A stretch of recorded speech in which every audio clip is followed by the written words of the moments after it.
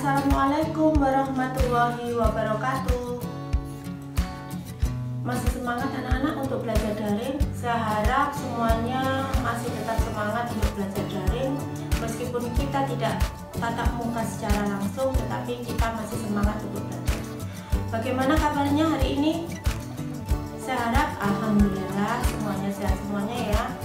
Anak-anak, hari ini materi yang akan saya sampaikan masih sama. Kalau kemarin kita belajar mengenai ciri-ciri makhluk hidup, sekarang kita akan belajar mengenai klasifikasi makhluk hidup.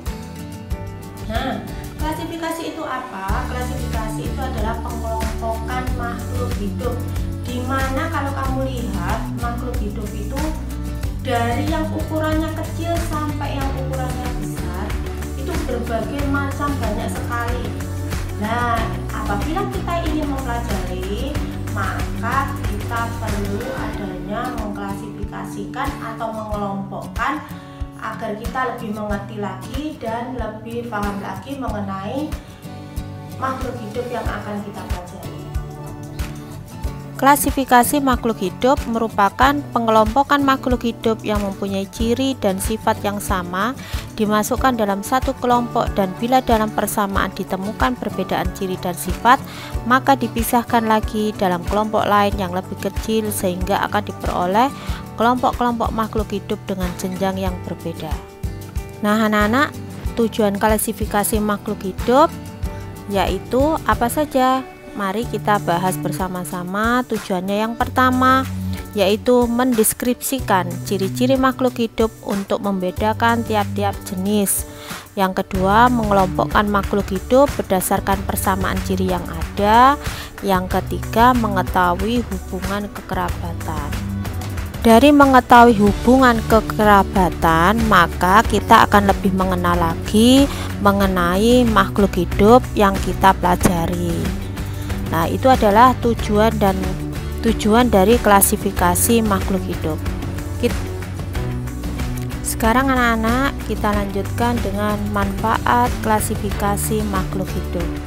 Manfaatnya yang pertama adalah memudahkan kita dalam mempelajari makhluk hidup yang sangat beraneka ragam. Yang kedua, mengetahui jenis-jenis makhluk hidup. Yang ketiga, mengetahui hubungan kekerabatan antara makhluk hidup satu dengan yang lainnya. Dari manfaat klasifikasi makhluk hidup dapat kita temui bahwa hubungan kekerabatan antara organisme yang satu dengan organisme yang lain, ternyata klasifikasi bukan hanya membedakan makhluk hidup tetapi juga mengelompokkan makhluk hidup berdasarkan ciri yang melekat padanya, dan kita juga bisa menentukan yaitu seberapa erat hubungannya antara makhluk hidup yang satu dengan makhluk hidup yang lain. Kita lanjutkan ke kriteria yang digunakan dalam sistem klasifikasi makhluk hidup. Yang pertama adalah sistem buatan atau artifisial. Hal ini berdasarkan atas persamaan perbedaan struktur tubuh makhluk hidup yang dikenalkan oleh Carnot Linnaeus. Sistem ini dianggap lebih praktis, lebih sempurna, dan lebih mudah dipahami daripada sistem alami. Nah, itu adalah kriteria yang pertama. Selanjutnya adalah sistem alami atau natural. Sistem alami atau natural di sini mengelompokkan berdasarkan morfologi sehingga terbentuk takson-takson alami.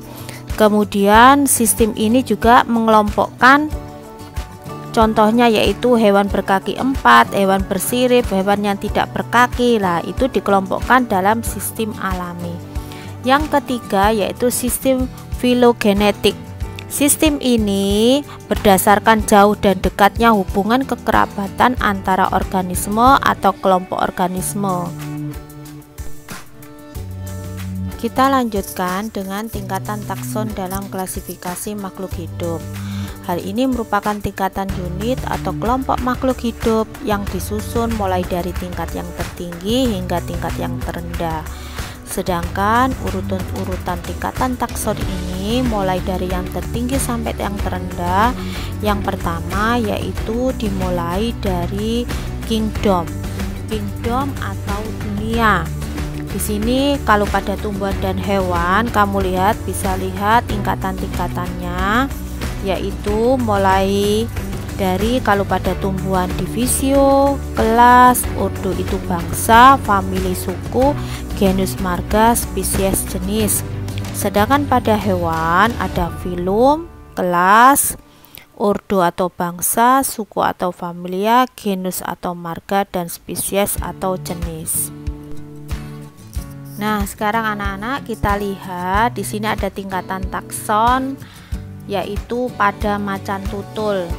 Nah, kamu lihat ya, di situ macan tutul, di situ termasuk kerajaan Animalia, filumnya Chordata, kelasnya Mamalia. Nah, spesiesnya adalah Panthera pardus. Selanjutnya, di situ contoh tingkatan takson pada tanaman jahe. Kamu lihat di situ regnumnya termasuk plante sampai ke spesies. Di situ adalah Zinger officinalis. Di situ adalah termasuk tanaman jahe. Selanjutnya kita lanjutkan dengan tata nama ilmiah.